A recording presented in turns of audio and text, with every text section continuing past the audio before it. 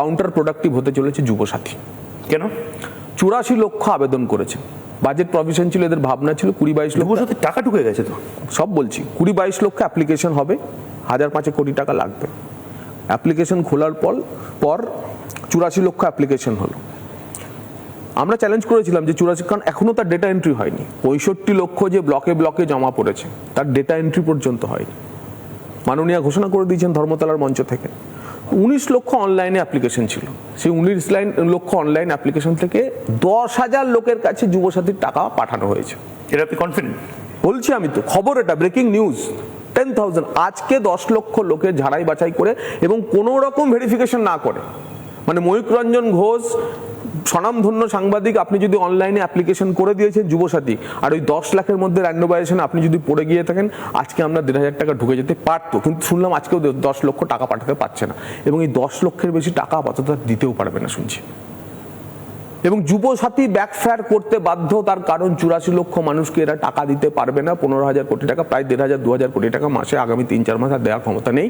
1,24,000 কোটি টাকা লোন হয়ে গেছে। কিন্তু 1,500 টাকা করে মাস মোবাইলে ঢুকছে, এই মাসটা 10,000 লোককে দিয়েছে, মাত্র 10,000, মাত্র 10,000। মানে কুমির ছাড়া 10,000। কাউন্টার করুক কেউ তৃণমূলের, সরকারেরকে কাউন্টার করুক আমার এই কথার, যে 10,000-এর বেশি দেওয়া হয়েছে, ডিবিটি করা হয়েছে।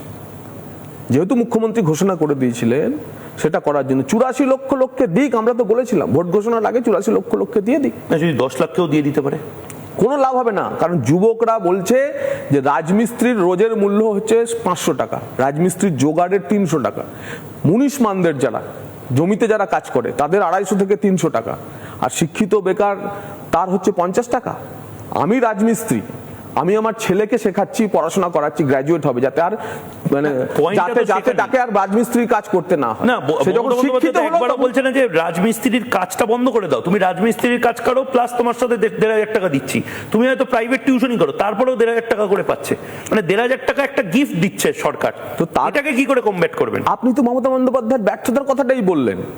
মানুষ সরকারের কাছে 5 বছরের কোনো কিছু চাই কি? মানুষ সরকারের কাছে কি প্রত্যাশা করে? স্থায়ী কর্মসংস্থান চাইতো, স্থায়ী স্বনিযুক্তি চাইতো না। সরকারের কাছে স্থায়ী স্বনিযুক্তির কোনো বিষয় আছে না, সরকারি বা বেসরকারি ক্ষেত্রে স্থায়ী কর্মসংস্থান দেওয়ার কোনো প্রক্রিয়া আছে। বেসরকারি ক্ষেত্রে গেলে দিতে হলে হয় পরিষেবা ক্ষেত্র অথবা শিল্পে আপনাকে বিনিয়োগ আনতে হবে, যা পশ্চিমবঙ্গে নেই। মুড়িমিল চিড়েমিল হয় না পশ্চিমবঙ্গে এখন। গত 15 বছরে আপনি দেখাতে পারবেন মমতা বন্দ্যোপাধ্যায় কোনো কারখানার ধোঁয়া উঠছে তার ফিতে কাটছে?